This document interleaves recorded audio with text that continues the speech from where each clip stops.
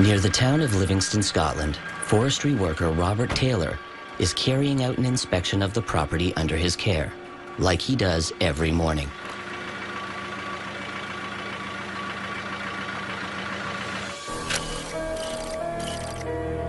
The Detchment Wood Forest was owned by a housing corporation, and Robert Taylor was one of the key people who looked after this forest. Robert Taylor's duties involved monitoring the forest. He would have to make sure, for example, that fences were properly maintained and that basically everything was running smoothly. Hey, back, Bunny.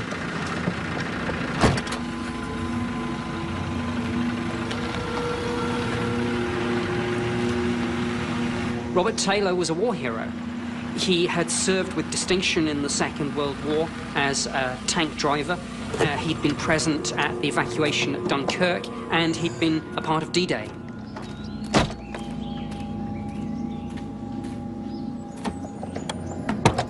All right, Bunny, out you come. You wish for a day's work. Come on, lass. Robert Taylor habitually took his dog with him on these sorts of work days. He and his dog went everywhere. The dog was almost part of the team.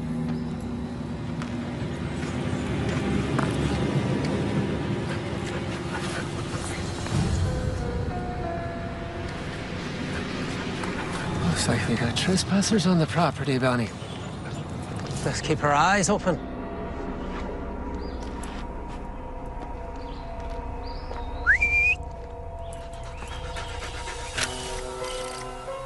I think it's fair to say that he would have known these woods like the back of his hand. He was extremely familiar with them and was an extremely well-respected member of that community. Robert continues his search for possible trespassers, heading deeper into the forest.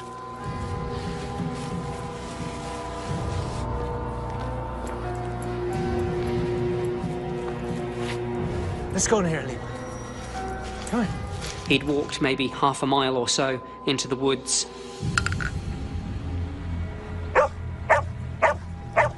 What is it, Bonnie? And at that point, his dog, which was normally pretty well behaved, started going crazy, barking, acting as if it was in distress. His dog seems to be reacting to something. Settle down. See something, Bonnie? Is there something out there?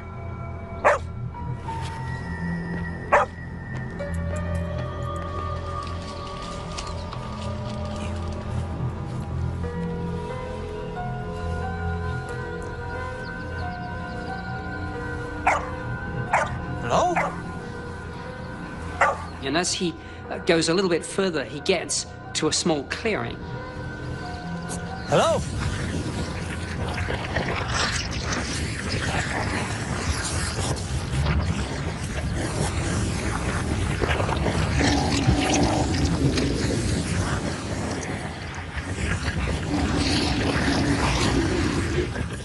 Something attracts his attention, but it's not right in front of him. It's on the other side of the clearing. It's like it's there, and it's not there. It's like there's a distortion in the air. At times, he can see the trees at the far side of the clearing, and then at times, it looks like there's some indistinct shape blocking out those trees. He could perhaps be described as like a heat haze shimmer that you would see in the desert. When all of a sudden, the blurriness, the distortion disappears, and he can make out a clear object. What in God's name? This is like nothing he's ever seen before in his life. Robert Taylor has found some kind of intruder in the Detchment Woods, but this is no ordinary trespasser.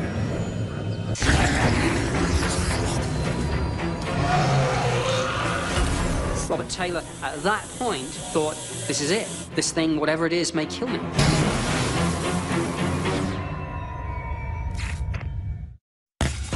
Forestry worker Robert Taylor goes into the woods with his dog, looking for a suspected trespasser. What is it, Bonnie? But a short hike in, he discovers a strange spherical object. What in God's name? He's a war hero. He's a military veteran. He's highly trained incredibly brave. He doesn't run from this thing. He wants to get a closer look.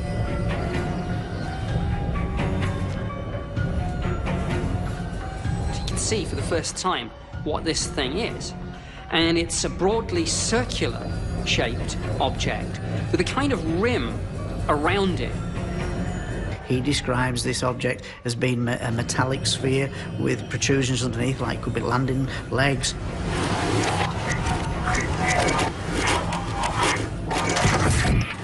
And he hears this strange noise that appears to be coming from inside this object. It's almost like banging noise. Stay, Bunny, stay!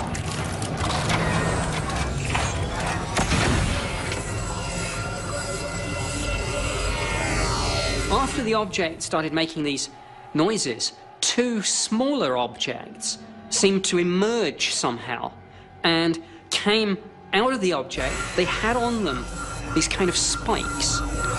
He likens them to like Second World War mines, something which he'd have been very familiar with during his wartime service.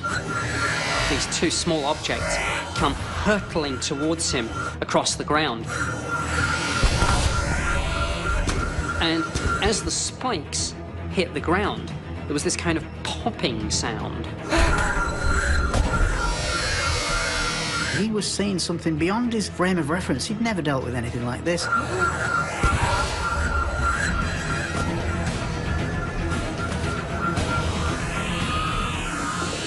Robert tried to run, but at that point, the two smaller objects basically attached themselves to his legs. The spikes were digging into his trousers. There's a kind of noxious odor that he smells, a really repugnant, acrid smell.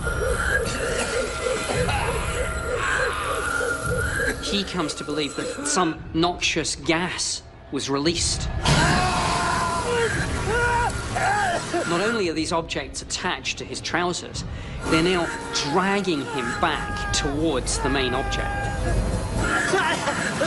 Most UFO sightings are just lights in the sky, but this is an interaction. He's being attacked.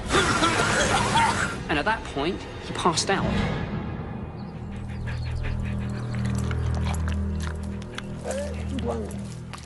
Robert Taylor later calculated that he'd been unconscious for around 20 minutes. He could only assume that during that missing 20 minutes, he had been inside this object. When he came to, he tried to get to his feet, but he stumbled. I mean, he was clearly still weak and disorientated. He looked around. The object had gone. But as he examined the clearing, he did find some strange markings. Two different types, some round holes and some more horizontal lines.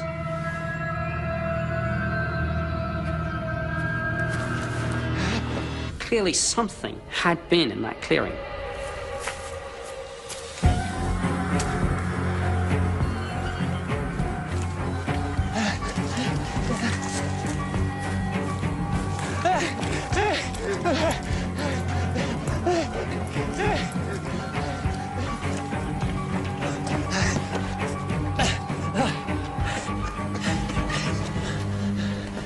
Robert Taylor first decided to try and call for help, and he went to use the radio in his vehicle. But he found that his voice wouldn't come out. He could hardly speak. Robert Taylor assumed that the reason that he was unable to speak at this point was that it was an after effect of the noxious substance, the gas, that had been released. Robert Taylor's bizarre story is not easily dismissed. Robert Taylor is one of those kind of great witnesses that you find absolutely just tells the truth as it happens. He's the kind of person that you would want on your jury service, not one prone to make up stories.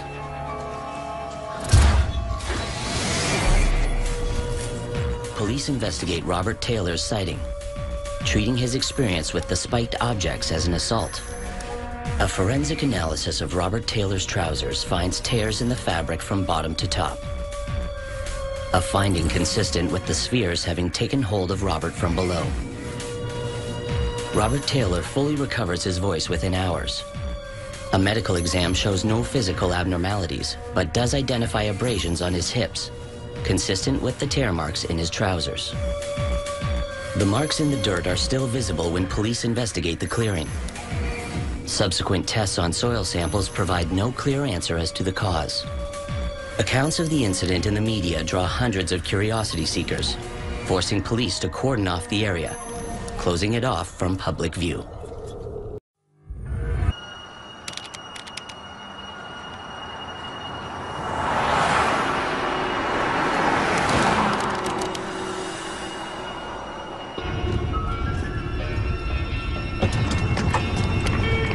Hey, cuz.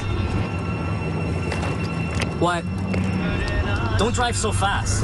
Didn't I tell you I'm selling that Camaro because of the brakes? No? Is there anything else wrong with this thing? I'm kidding. It's a highway you gotta watch out for. John Smith and his cousin Billy are heading to the town of Carmax to sell their old Camaro.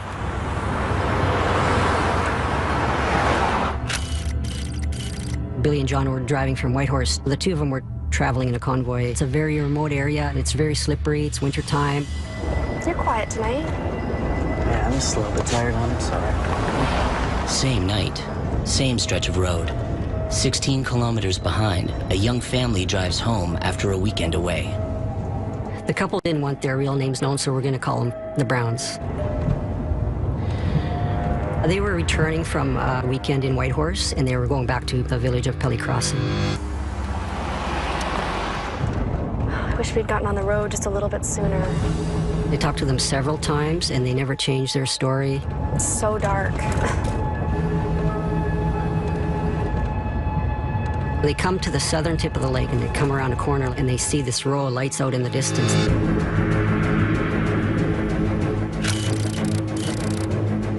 There were no towns or villages in that area. Didn't seem to be any reason for those lights to be there, and yet there they were.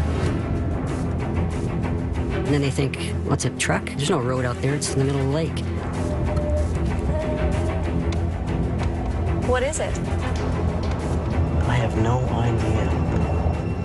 Plane? They think it's an airplane, like a 747. Then they think, oh, it's moving way too slowly.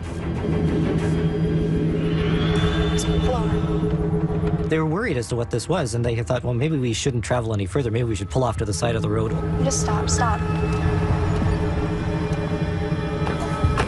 It's okay. We won't be long.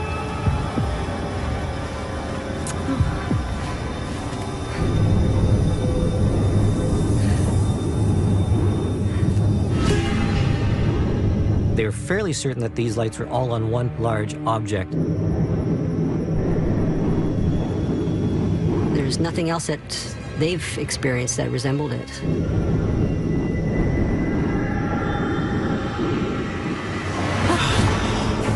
Daniel!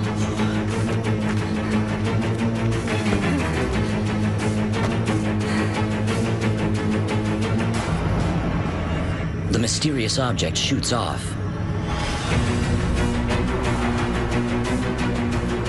Directly towards Billy and John Smith. Hey, cuz. You still awake back there?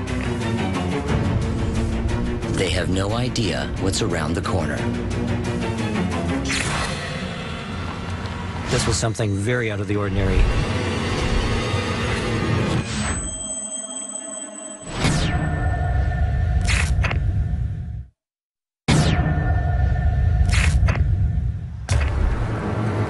On the Klondike Highway, an hour from the nearest town, What is it? I have no idea. the Brown family sees a mysterious object.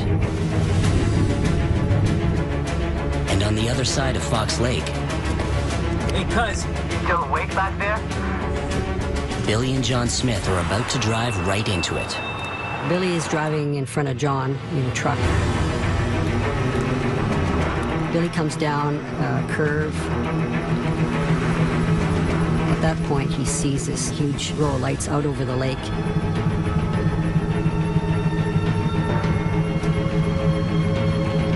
He decides to stop and watch this thing.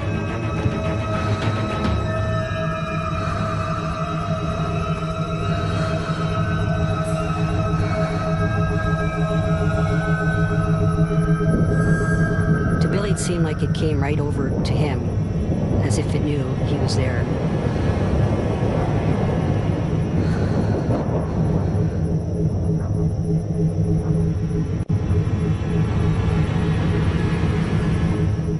He looks behind him and sees his cousin John. John didn't want to come closer. He stopped way further back. He doesn't know what to do because he was frightened.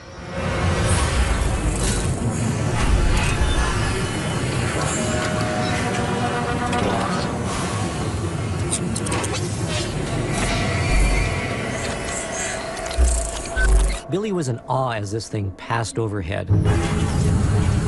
The witnesses mentioned the size of a football stadium, which is immense. It's unreal.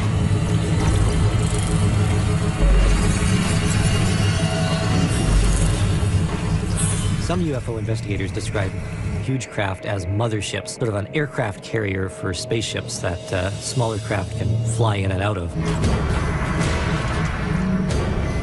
John realizes, oh, he's got a camera in the car, and he's ripping bags open.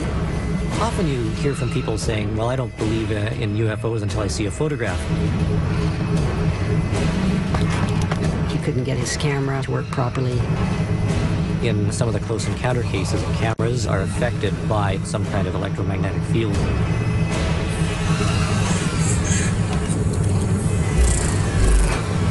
Billy's looking at this thing, and just the sheer size of it, it takes such a long time for it to move over. It takes several minutes.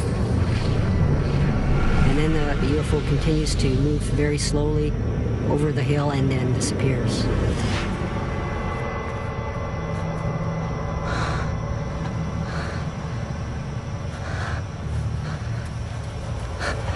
Let's go.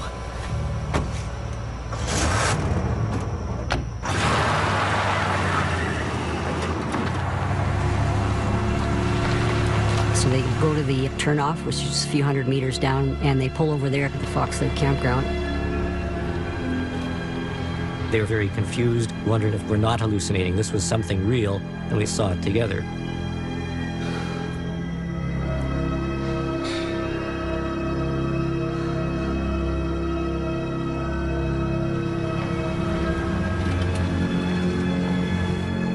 We'll be right back.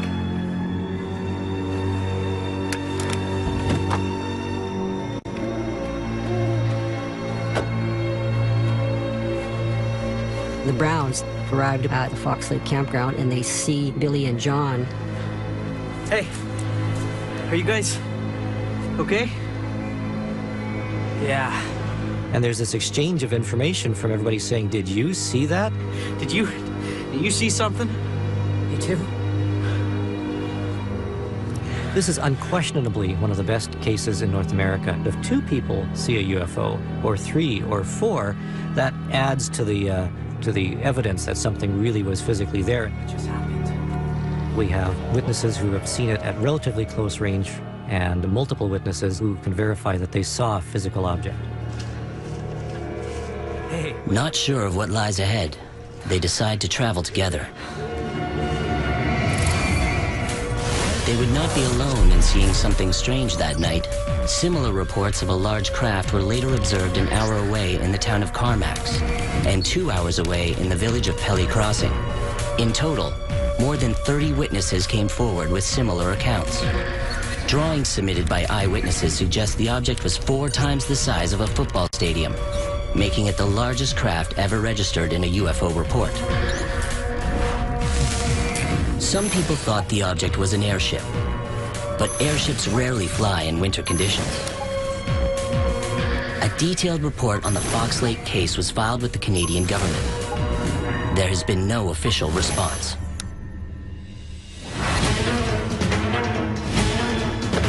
Secure the site. Are we under attack?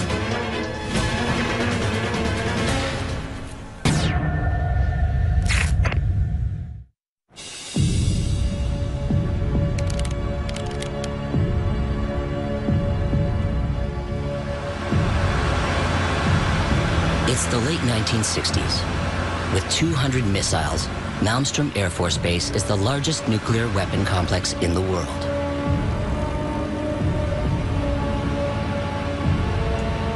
It's also one of the most heavily guarded.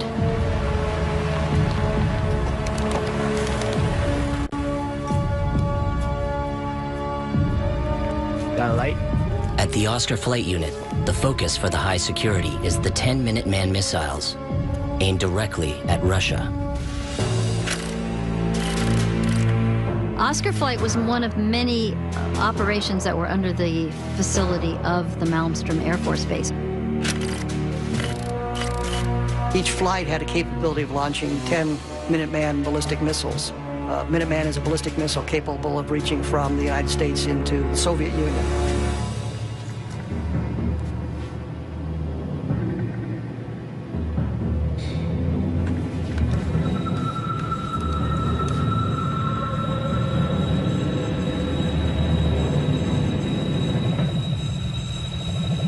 When you're looking at 1967, we're in the middle of the Cold War, and there's an awful lot of animosity between the Soviet Union and the United States, and we're both worried about how belligerent the other side is going to be.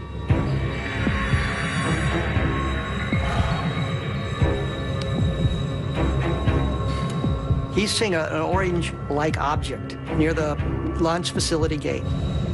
It's clearly not the moon, it's clearly not a meteor, it's clearly not an aircraft. It's something he's unfamiliar with.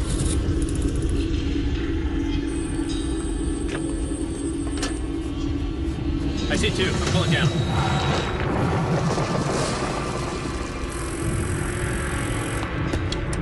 The launch control facility was somewhere around 60 to 65 feet below the surface of the ground. The strategy was to bury this launch control facility underground so it would survive an atomic blast.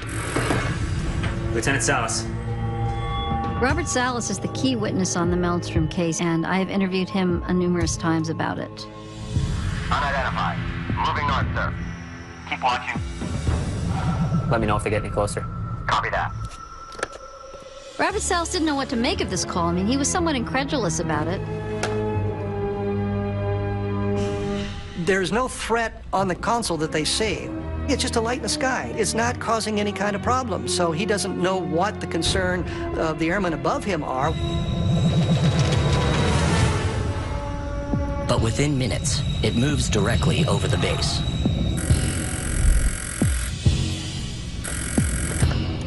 Lieutenant Salas. Sir, it's right over us. Salas also notifies his superior, Captain Fred Mywald. Secure the site. I'll phone the command post. He's getting quite concerned about it because it's coming closer to penetrating the facility. Stay posted. Sir, it's been a strange sighting near the gate.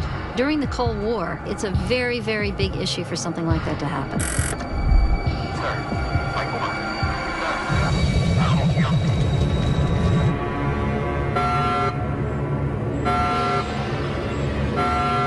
Sir, missiles 1 and 2 are down. At this point, Salas sees the missiles start going offline. You have these missiles ready for launch, and they're suddenly gone. 1 through 7 are no-go.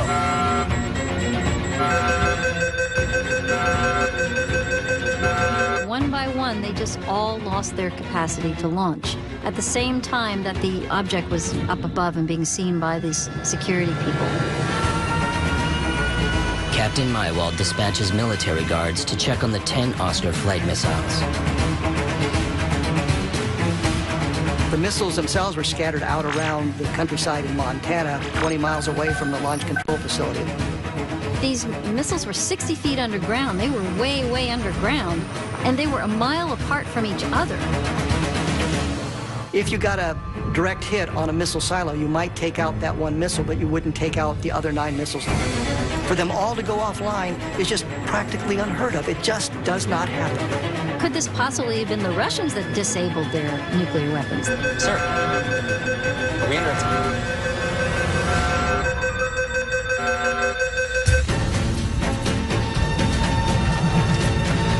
They're confronted with something that they're not trained for.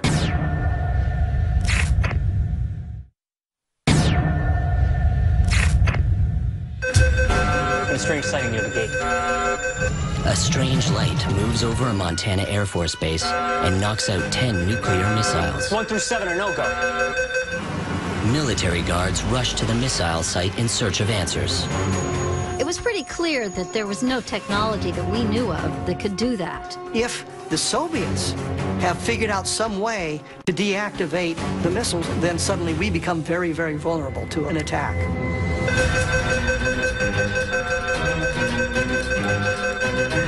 Their initial response was, of course, to try to get them up and working again. You're confronted with something beyond what you've been taught, something beyond what you can expect.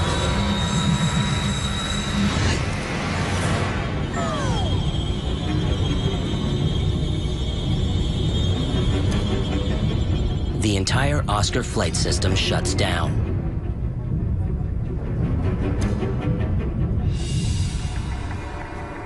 The object is last seen headed towards the Oscar flight missile site, 30 kilometers away.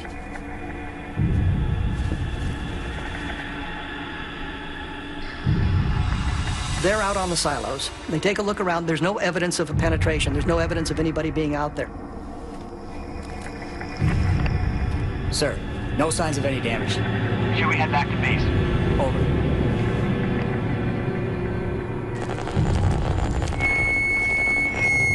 The radios that they're using now are filled with static. The radios become inoperable themselves. Turn it off. I can't. Airmen, be alert. Unidentified objective in your section. I repeat. We have many cases of UFO events in which equipment is affected like this. It's called an electromagnetic effect. As an electrical device, whatever it happens to be, approaches the UFO, that electrical system is somehow suppressed.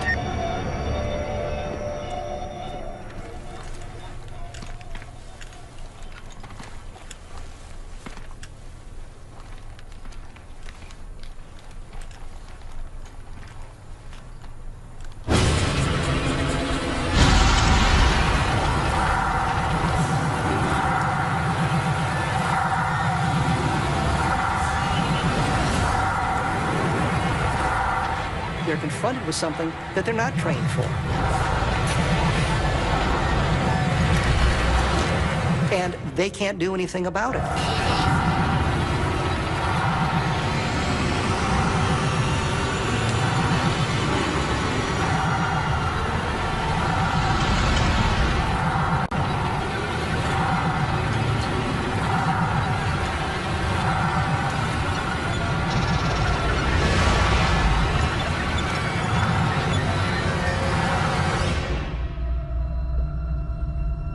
Back at launch control, their system is still shut down.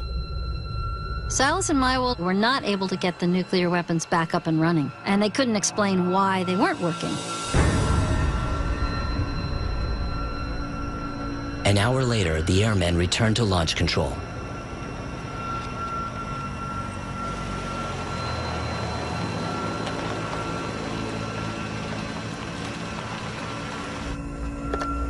Lieutenant Salas.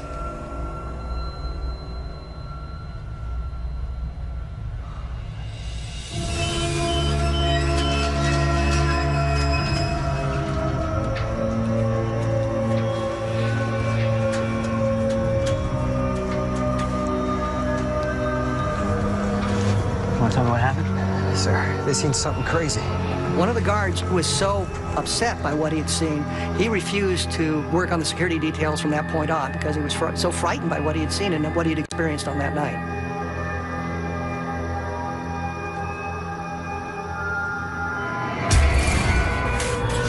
The high-security incident leads to a massive investigation. Lieutenant Salas later claims the Air Force ordered him to sign documents forbidding him to ever speak of the strange events. Salas reports that the missiles were later brought back online, but government files indicate no equipment failure that night at Malmstrom. Classified documents obtained through the Freedom of Information Act reveal that FAA radar data did in fact spot an unidentified craft flying over the base that night.